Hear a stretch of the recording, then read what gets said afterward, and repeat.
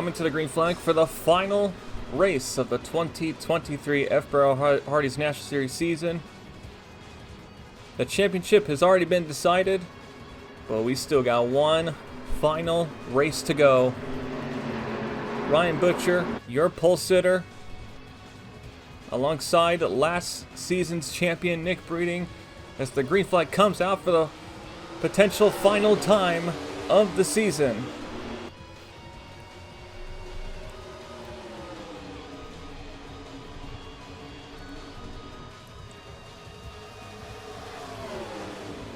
Ryan Butcher clears for the lead through turns 1 and 2. James Ellison on the bottom, now looking to take advantage here, but does not get the run on the back straightaway to make a move on the 8 for the lead.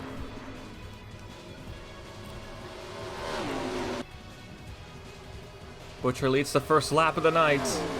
Ellison battling the 9 of Breeding for second, as Ellison gets underneath the 9 to take second. Breeding falls to third.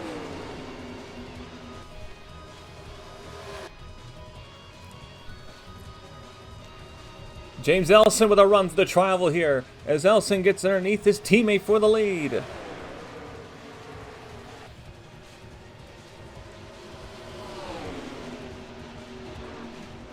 Ellison and Butcher battling here. Ellison looking to clear his teammate, as Butcher fights on the outside, as Ellison clears for the lead. Breeding now slides into second place as Butcher gets shuffled to the top lane.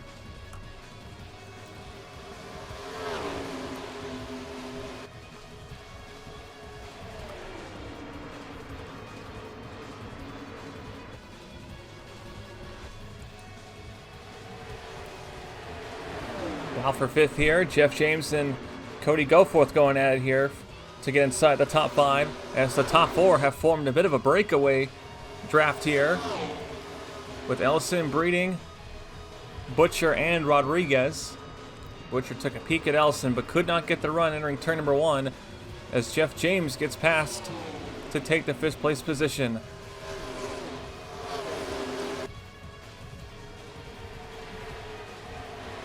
Ooh, Griffin Lapo McDermott with an aggressive move on Jake Baskinger as he threw it into the corner. That's a very aggressive pass that will put the 62 of GLM into 8th place here, and he's going to bring his teammate Alan Verlanias, coming off of an upset this past week. Alan Verlanias scored Singles E-Racing's first ever win here in the Hardee's National Series, and he is now trying to back that up with another great performance tonight. Right now he battles with Major Robinson for the 10th place position. Robinson also coming off his best career finish.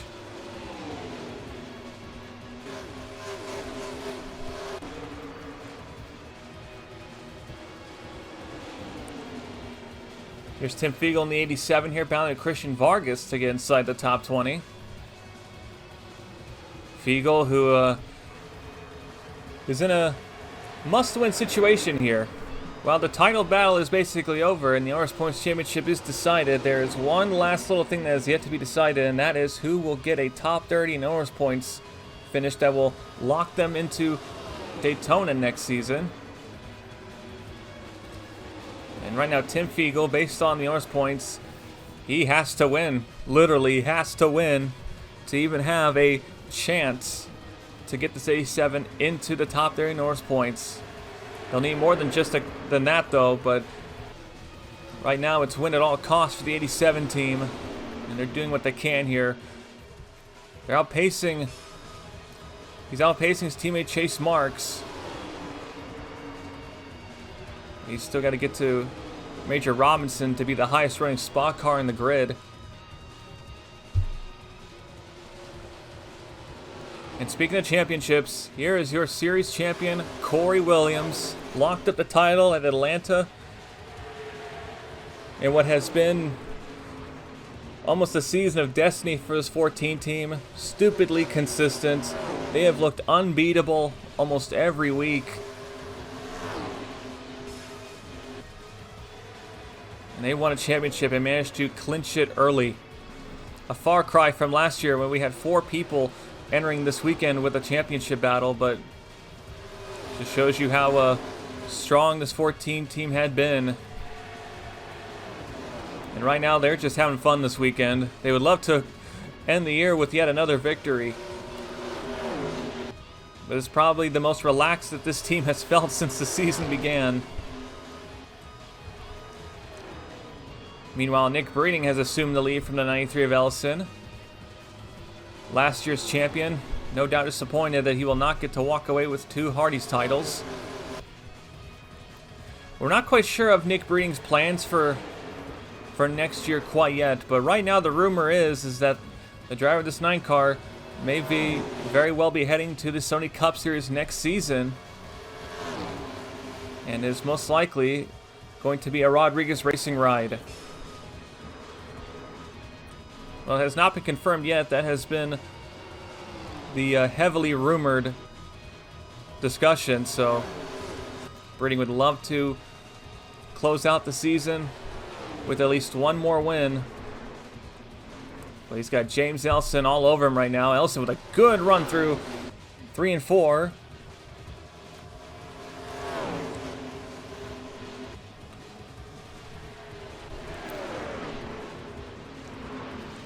It's been a pretty tough weekend for Joseph Srigley Racing here at Charlotte, as currently they don't have a single car running in the top 20. Richard Johnson in number 10 making his final start for the team. He is currently in 21st, trying to pass the 87 of Tim Fiegel. Pretty sure the entire team has just missed the setup here, with Grattan and Voiles running behind him as well, so tough night for the team, but they're pretty much comfortably going to finish second in owners points. And considering how the last years have been, and considering how their year in Sony Cup has been this year, I'd say regardless, it's been a very successful year overall for the team.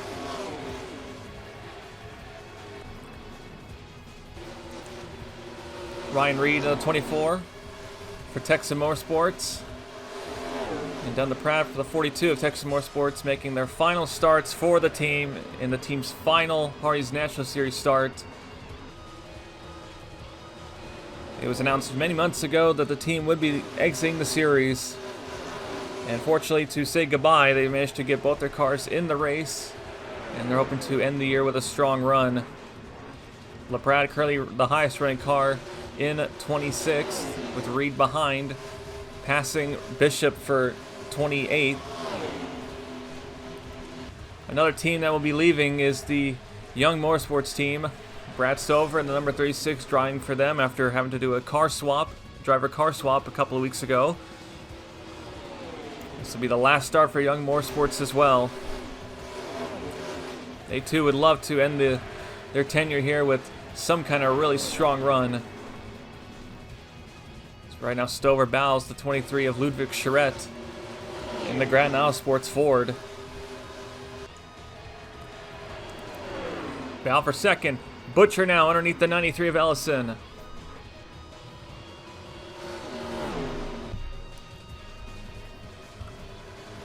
Two Shade Binyaka Racing teammates here going at it for second. And Butcher does take the spot.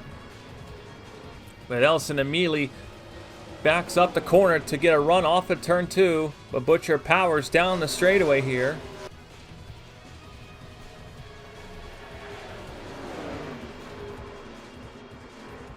Butcher now up to second place, but can he run the 9 of Breeding down? Corey Williams has now moved his way up into 5th place.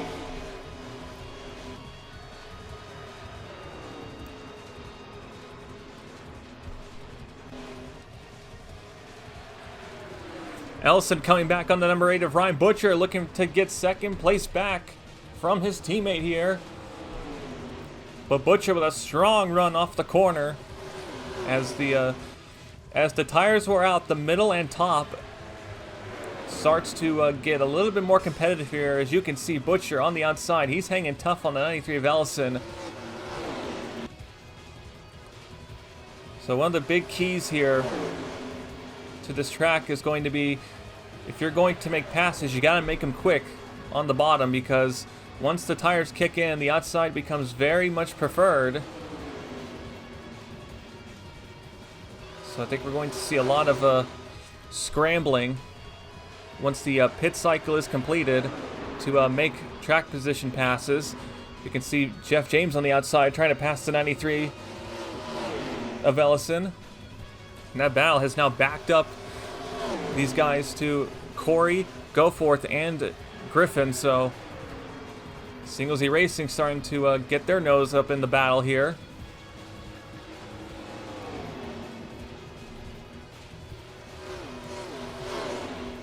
It's been quite a season for Single Z Racing this year. They've taken some very large steps forward this year. They've had some great finishes. Griffin, Lapo, McDermott, Cody Goforth, both of them have attained multiple top 5 finishes. And the team managed to pull off a shock win in Atlanta thanks to Adam Verlaine in the 72, which I don't think anyone really could have predicted that one.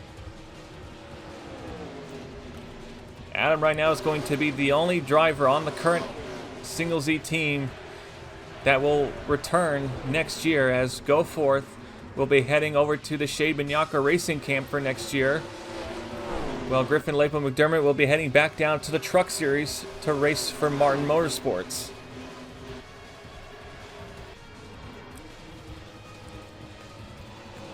Here's the Fisher Motorsports team struggling 33rd and 34th.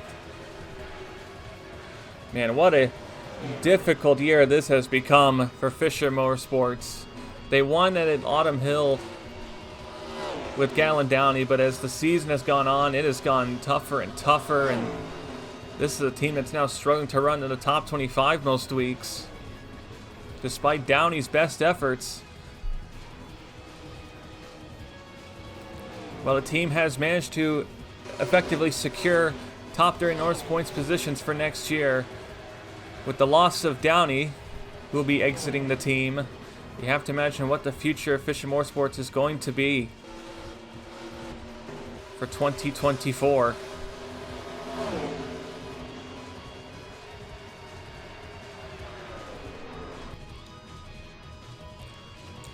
Pit stops have begun. Ludwig Charette in the 23 has come to pit road. So he will go for an undercut to look for some track position, as he was running in around 38th. But now the question is, when does everyone else pit? Breeding elects to stay out an extra lap here, as does, it seems, most of the field. So a pretty decent undercut attempt by the 23 team. Curious to see how that's going to work out for them. Breeding trying to hold off Ryan Butcher here at the end of this run. Butcher has really picked up the pace here. Will Butcher maybe attempt to pass in a 9? No, sticks behind. I think Breeding is going to be waving himself to pit road, and he is. Breeding does come to pit road. He slammed the brake on Butcher. That caused a checkup, as Griffin, Lapo, McDermott has now lost speed. I think Griffin had to do evasive action to not run to the back of somebody, and that's going to cost him spots and time.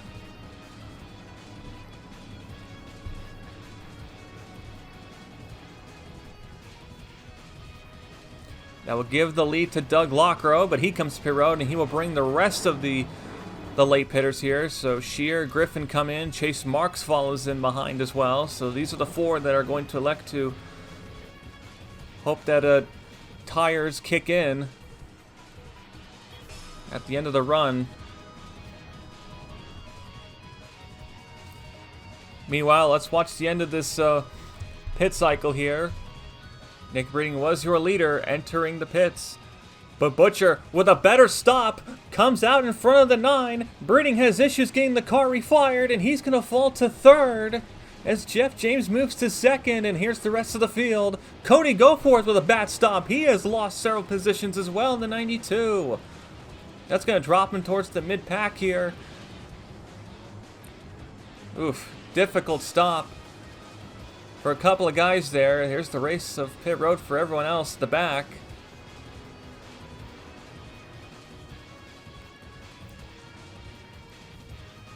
See, Butcher has taken the lead. Lockrow, Shear, and GLM coming out. So Ryan Butcher will effectively take the lead here after a great pit stop from the 8 team. Butcher had been running in second and third for most of that run. And he is now taking control of this race. And he's now got a healthy gap here with Jeff James. He's now up to second place here after a great pit stop. And now the battle for third, Nick Breeding in the 9 team. The story of the year for this team has just been pit road. Struggle after struggle in the pits, and it happened again.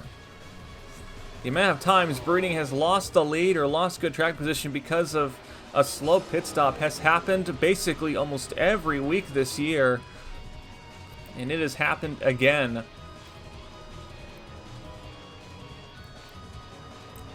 Corey Williams moves up to third to make it a Chevy 1-2-3. There's Ellison. He also lost some time as well in the pits. And he's now trying to make up the spots here. Here comes Jeff James for the lead. Underneath the 8 of Ryan Butcher. And Jeff James takes over the lead from Ryan.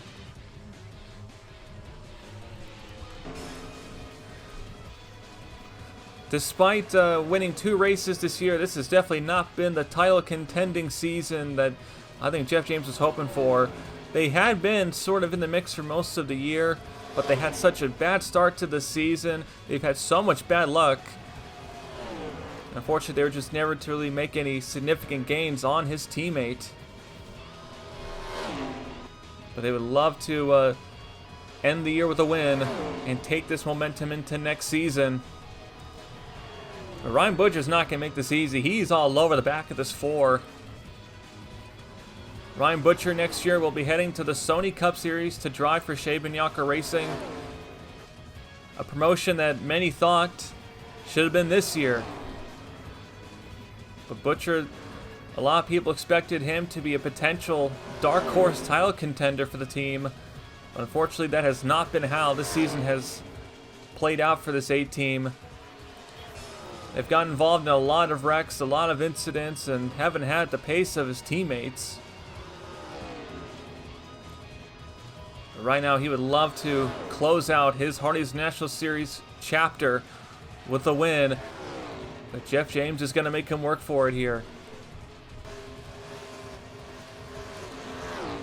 So remember how Ludwig Charette in the 23 for Grand Autosport, they pitted first 2 laps before the rest of the field. That decision has gotten them up to 24th from 38. So it's a risky call, but it has got them good track position. But what's going to hurt them is the longer this run goes on, they are going to be feeling some pain. A lot of pain. The ideal situation for the 23 would be a caution probably within the next 10 laps. But if this stays green the rest of the night, this should be interesting to see how it works out for them.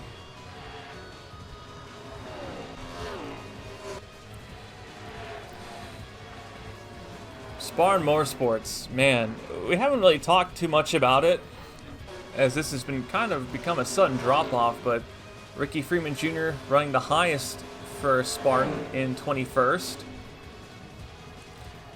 The last 5 or 6 races, it's almost felt like kind of a flip has been switched,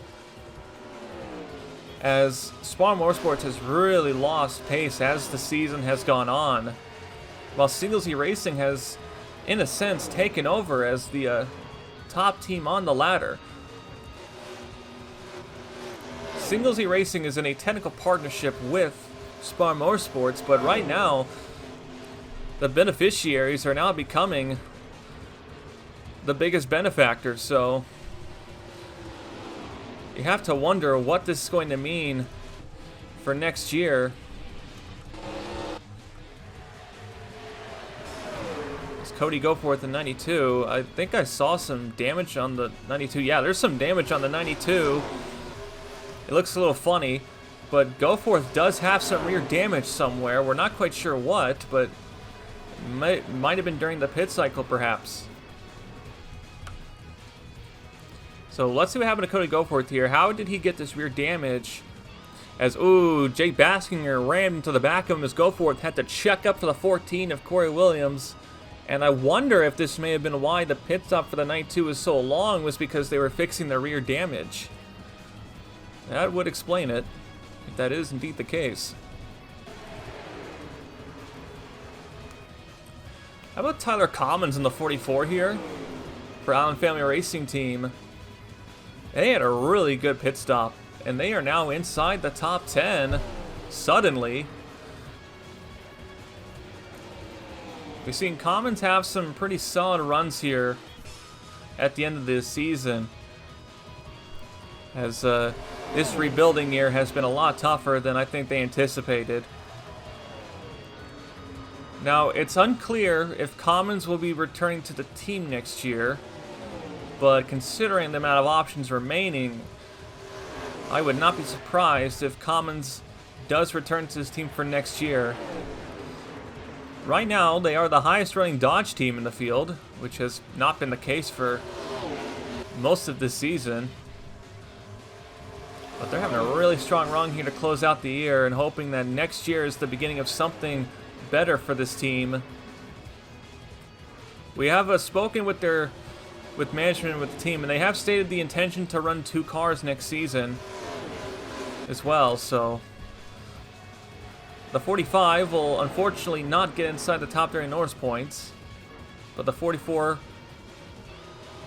probably will.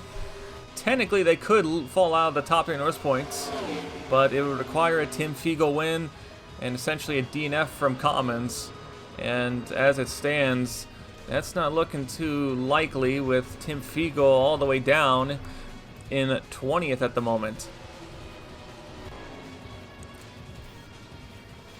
Ryan Butcher has reassumed the lead in the 8 car, so Jeff James' time at the front has come to a sort of abrupt end here. So with 30 laps to go, Butcher is your leader, and he's led more laps tonight than I think he has led the entire season so far. Shaban Yaka Racing currently runs 1st, 3rd, and 11th.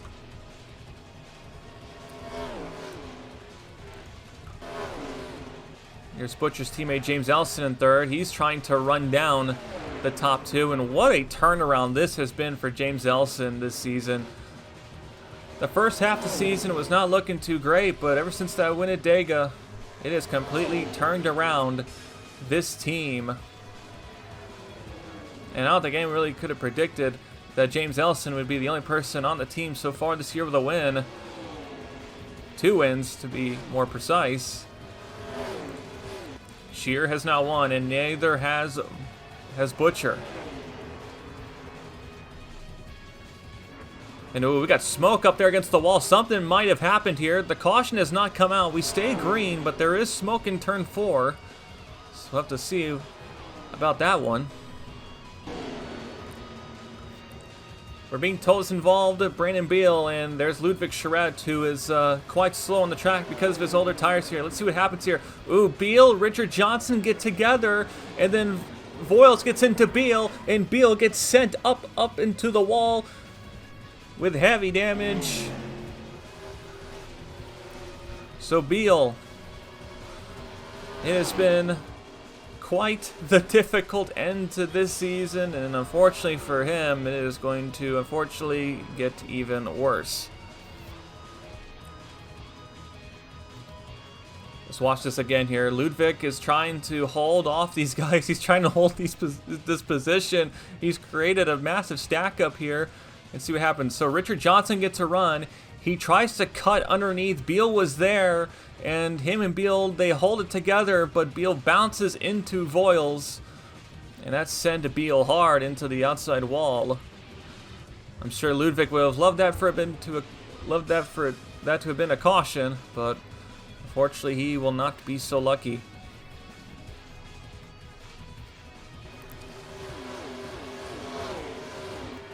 We've talked a couple times about teams that have improved this season, I would say a team that has improved pretty significantly would be Novasport. We've seen some solid runs from the 3 and the 88 tier at the end of the season. As it stands, Hernandez runs in the top 20. Novasport had a really tough year, especially in the summer when they ran out of provisionals. But they've had some solid runs, and they have definitely learned a lot and improved their cars, and it has put them into an interesting position for next year to see how well this team will perform. Unfortunately, they're at the bottom of a very, very large Chevrolet ladder, but I think they're just happy that the season has ending on a pretty positive note, especially considering where it began. And another team that has taken probably maybe the most significant step forward has been Little Falls Motorsports. What a year this has been. Last year, this team was struggling to qualify in for races. They didn't even sniff the top 30 Norris points. They showed some interesting potential with Joshua Michaels last year. They gave him the full-time ride for this year. They didn't have the hottest start, but they have grinded this season out. They've managed to sneak in some great finishes considering their pace. And as this year has gone on, they have found the pace, and they've been running in the top 10 almost consistently for the past 3 months. And considering the resources they have, it's been an impressive climb up the ladder. I mean, to finish in the top 5 last week at Atlanta, imagine, like, you time traveled from last year and then saw that. My goodness. Michael's right now battling Major Robinson for 17th. But what a year this has been for Little Falls Motorsports. Not becoming a very much little team anymore, that's for sure.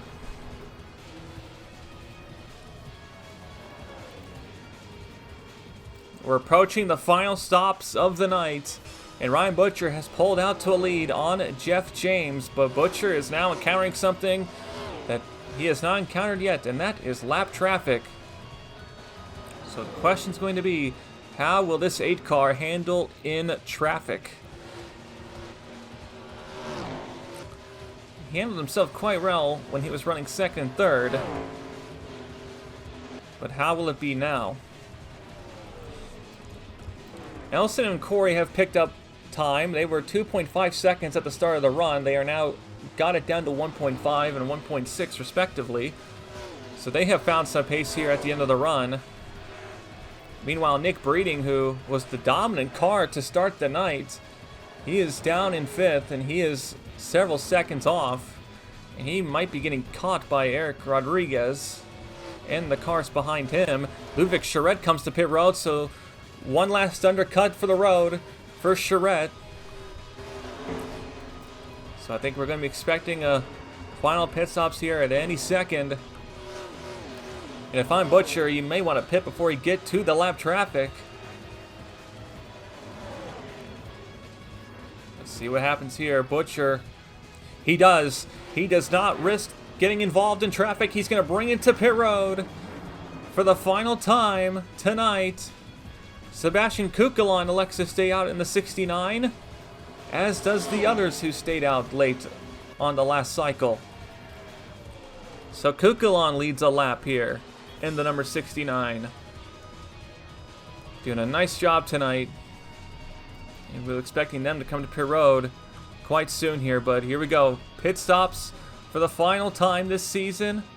Let's see what happens here. Butcher had a great stop last time. Will he get another great one here? Looking clean on the right. Looking clean on the left so far. And Butcher comes out of pit lane. The first box coming in clutch. He keeps the lead. Jeff James still in second.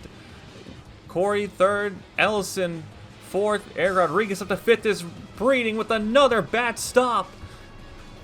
Breeding again, the 9 team, with a very, very difficult pit stop that has cost him positions again. That's going to put him potentially outside the top 10. As Breeding with a monster stop, a Butcher with a monster stop, excuse me. He is now pulled away from Jeff James even further.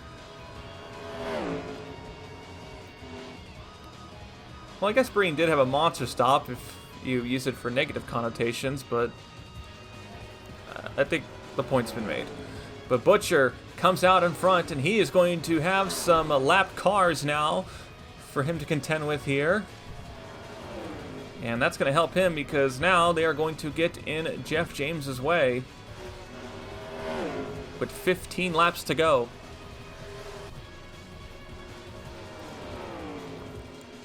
Butcher has gotten the lead up to 1.3 seconds.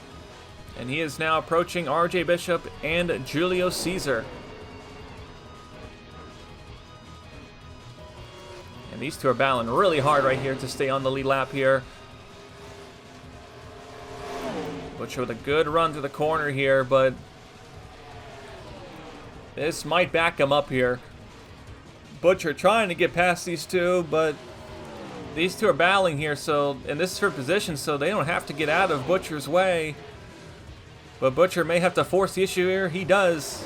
He gets underneath the 71 of Bishop here, but Bishop fights back on the outside. This is what Jeff James wants to see. Ooh, Bishop clears the 8. He will not go a lap down without a fight.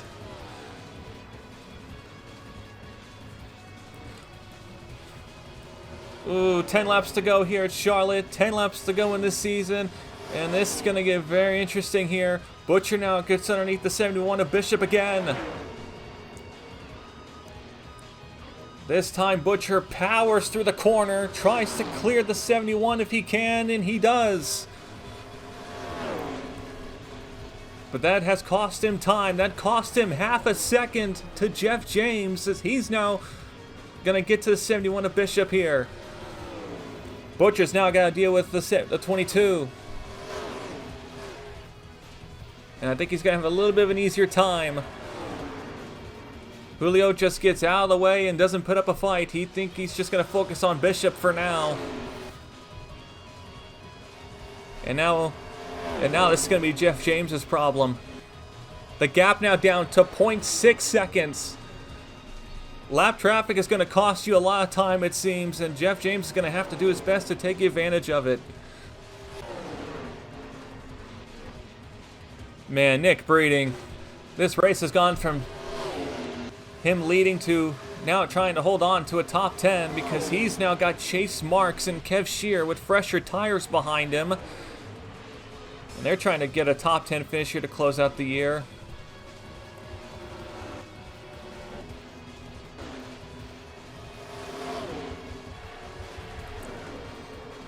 Going through this top 10. James Ellison has lost time to Corey Williams here, but look at this top 6 right here. Right now, the top 10, Chevy, Chevy, Chevy, Chevy, Mercedes, Honda, Chevy, Chevy, Dodge, Toyota. Chevy has got in almost all top 5 running order right now. As we're coming up on 5 to go, Butcher gets up next to the 33 of Fitzwater as Jeff James gets past the 22 and 71. Gap is still 0.6 seconds. And Jeff James is hauling it. I think he's actually faster than Butcher as it stands right now. But time is running out.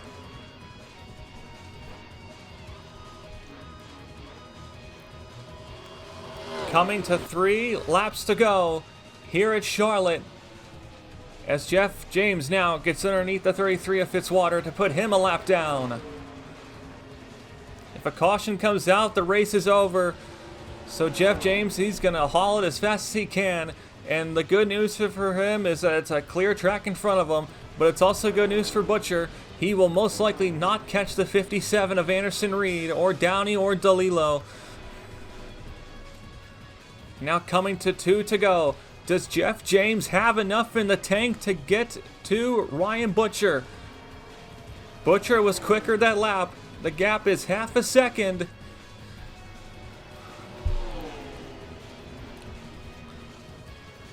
1.5 laps to go here at Charlotte.